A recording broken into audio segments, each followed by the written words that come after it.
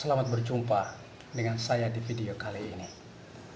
Dalam video kali ini, saya akan menjelaskan tentang diagnosis prakelahiran dari sudut pandang ajaran moral Gereja Katolik.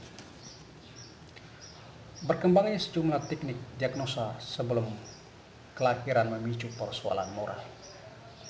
Di satu sisi, ternyata ada sekian banyak kelahiran yang memiliki kecacatan atau memiliki penyakit genetis yang serius. Namun, di sisi lain sudah tersedia teknik-teknik diagnosis prakelahiran untuk mengetahui gangguan mental atau abnormalitas pada janin sejak masa awal kehamilan, ketika janin masih dalam rahim. Yang menjadi persoalan di sini adalah apakah ada keberatan moral terhadap pemakaian teknik-teknik diagnosa prakelahiran tersebut.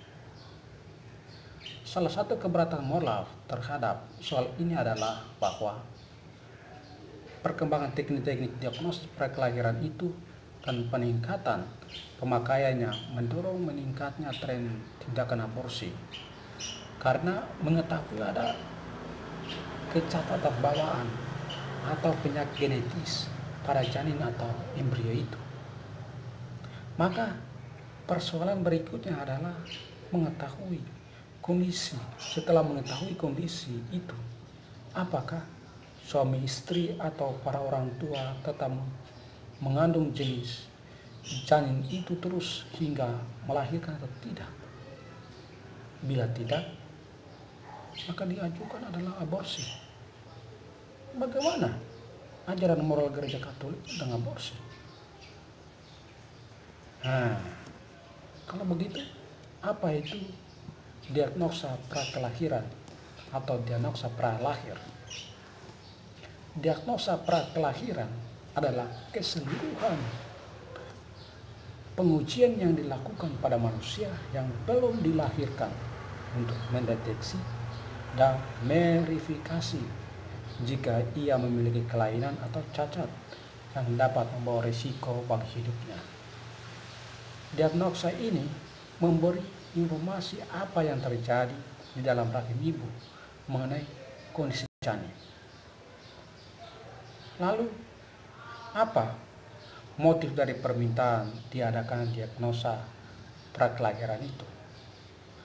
Motif dari permintaan diagnosa prakelahiran yaitu yang pertama, membuat terapi medis. Yang pertama, untuk membuat terapi medis pada janin sebelum atau sesudah lahir. Yang kedua, keinginan orang tua untuk mengetahui kondisi janin, apakah janin sehat-sehat saja atau ada problem kesehatan, misalnya cacat bawaan atau penyakit genetis yang sulit disembuhkan. Selain itu, untuk mengetahui jenis kelamin dan yang ketiga, untuk mengetahui jenis kelamin dari janin tersebut. Kemudian, apa penilaian moral terhadap diagnosa prakelahiran itu? Dari sudut pandang ajaran moral Katolik, problemnya tidak terletak pada diagnosa prakelahiran itu sendiri, tetapi bagaimana diagnosa itu digunakan. Jadi, Gereja Katolik tidak melarang untuk melakukan diagnosa pralahir. Gereja mendukung diagnosa prakelahiran sejauh tujuannya adalah diarahkan pada pengobatan kondisi-kondisi kesehatan dari janin yang dikandung untuk melindungi hidup dan integritas embrio janin dan ibunya, dan apabila tidak membuat mereka itu mengalami resiko-resiko yang fatal. Akan tetapi diagnosa pralahir tidak bisa dibenarkan kalau prosedur-prosedur yang digunakan memiliki tujuan untuk aborsi. Mengapa tindakan aborsi mengandung keburukan moral dalam ajaran Gereja Katolik? Nah, ini dia. Gereja mengakui bahwa manusia individu sudah mengada sejak pembuahan. Gereja Katolik mengakui bahwa manusia individu sudah mengada sejak pembuahan. Dalam Gadun SPS 51 tanpa posisi gereja. Karena Allah, Tuhan atas hidup sudah melimpahkan kepada manusia pelayanan untuk menjaga hidup yang layak secara manusiawi. Karena itu, dari saat pembuahan, hidup harus dijaga dan memberi perhatian sebesar-besarnya. Katekismus Gereja Katolik 2270 mengatakan bahwa hidup manusia harus dihormati dan dilindungi secara absolut sejak saat pembuahan. Nah, dalam kitab suci sendiri menegaskan bahwa hidup adalah milik Allah, sehingga Allah hanya dalam kitab suci sendiri menegaskan bahwa hidup adalah milik Allah, sehingga hanya Allah yang memiliki kuasa dan hak atasnya. Manusia hanya memelihara hidup, bukan Tuhan atas hidup.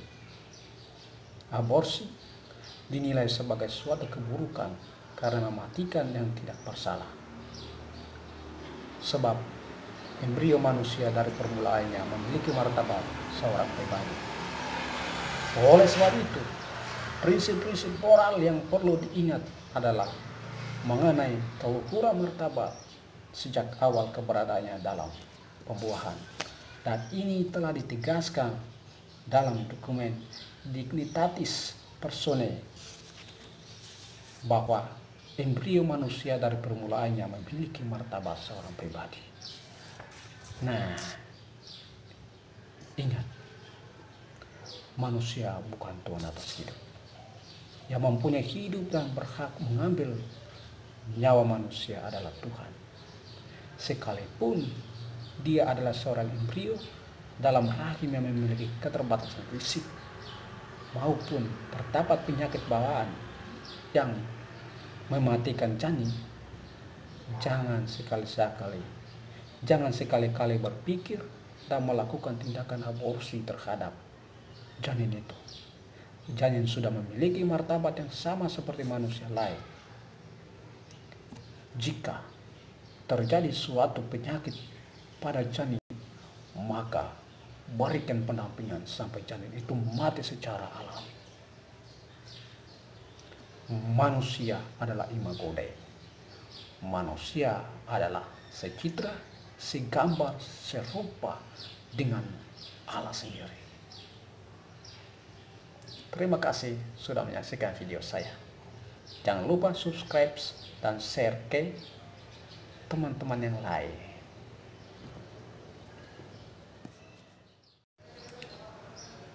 Selamat berjumpa dengan saya di video kali ini.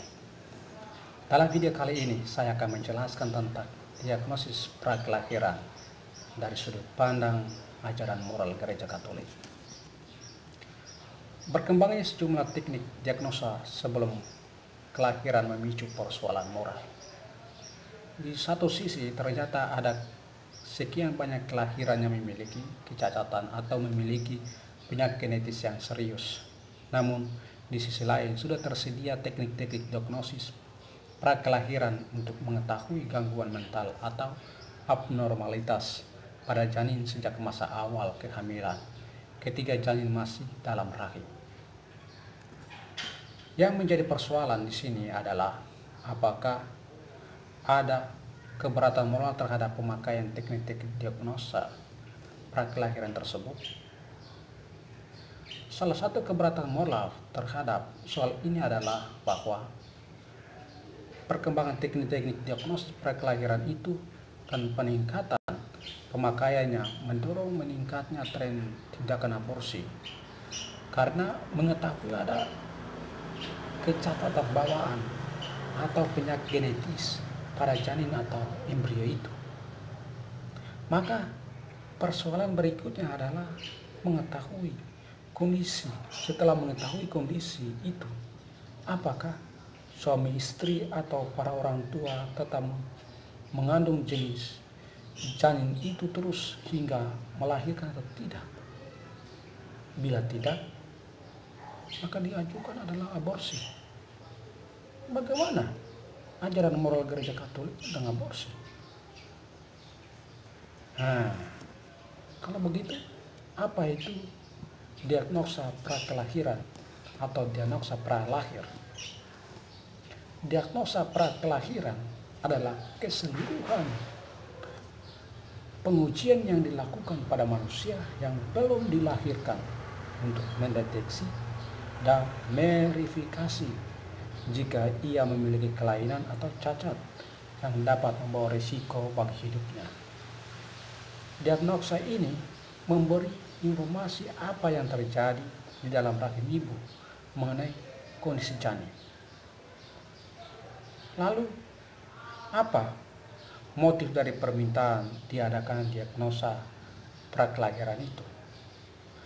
Motif dari permintaan diagnosa prakelahiran yaitu yang pertama, membuat terapi medis. Yang pertama, untuk membuat terapi medis pada janin sebelum atau sesudah lahir. Yang kedua, keinginan orang tua untuk mengetahui kondisi janin, apakah janin sehat-sehat saja atau ada problem kesehatan, misalnya cacat bawaan atau penyakit genetis yang sulit disembuhkan. Selain itu, untuk mengetahui jenis kelamin dan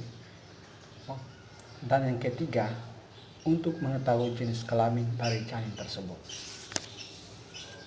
Kemudian, apa penilaian moral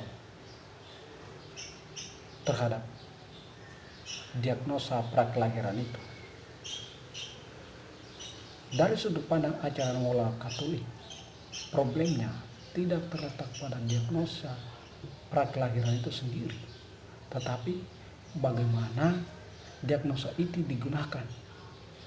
Jadi, gereja Katolik tidak melarang untuk melakukan diagnosa pralahir. Gereja mendukung diagnosa prakelahiran sejauh tujuannya adalah diarahkan pada pengobatan kondisi-kondisi kesehatan dari janin yang dikandung untuk melindungi hidup dan integritas embrio janin dan ibunya, dan apabila tidak membuat mereka itu mengalami resiko-resiko yang fatal. Akan tetapi diagnosa pralahir tidak bisa dibenarkan kalau prosedur-prosedur yang digunakan memiliki tujuan untuk aborsi. Mengapa tindakan aborsi mengandung keburukan moral dalam ajaran gereja Katolik? Nah, ini dia. Gereja mengakui bahwa manusia individu sudah mengada sejak pembuahan. Gereja Katolik mengakui bahwa manusia individu sudah mengada sejak pembuahan. Dalam Gaudium et Spes 51, tanpa posisi gereja. Karena Allah, Tuhan atas hidup, sudah melimpahkan kepada manusia pelayanan untuk menjaga hidup yang layak secara manusiawi. Karena itu, dari saat pembuahan, hidup harus dijaga dan memberi perhatian sebesar-besarnya. Katekismus Gereja Katolik 2270 mengatakan bahwa hidup manusia harus dihormati dan dilindungi secara absolut sejak saat pembuahan. Nah, dalam kitab suci sendiri menegaskan bahwa hidup adalah milik Allah, sehingga Allah hanya dalam kitab suci sendiri menegaskan bahwa hidup adalah milik Allah, sehingga hanya Allah yang memiliki kuasa dan hak atasnya. Manusia hanya memelihara hidup, bukan Tuhan atas hidup. Aborsi dinilai sebagai suatu keburukan karena mematikan yang tidak bersalah. Sebab embrio manusia dari permulaannya memiliki martabat seorang pribadi. Oleh sebab itu, prinsip-prinsip moral yang perlu diingat adalah mengenai keukuran martabat sejak awal keberadaannya dalam pembuahan. Dan ini telah ditegaskan dalam dokumen Dignitatis Personae bahwa embrio manusia dari permulaannya memiliki martabat seorang pribadi. Nah, ingat, manusia bukan Tuhan atas hidup. Yang mempunyai hidup dan berhak mengambil nyawa manusia adalah Tuhan. Sekalipun dia adalah seorang embrio dalam rahim yang memiliki keterbatasan fisik, maupun terdapat penyakit bawaan yang mematikan janin, jangan sekali-kali berpikir dan melakukan tindakan aborsi terhadap janin itu. Janin sudah memiliki martabat yang sama seperti manusia lain. Jika terjadi suatu penyakit pada janin, maka berikan pendampingan sampai janin itu mati secara alami. Manusia adalah imago Dei. Manusia adalah secitra, segambar, serupa dengan Allah sendiri. Terima kasih sudah menyaksikan video saya. Jangan lupa subscribe dan share ke teman-teman yang lain.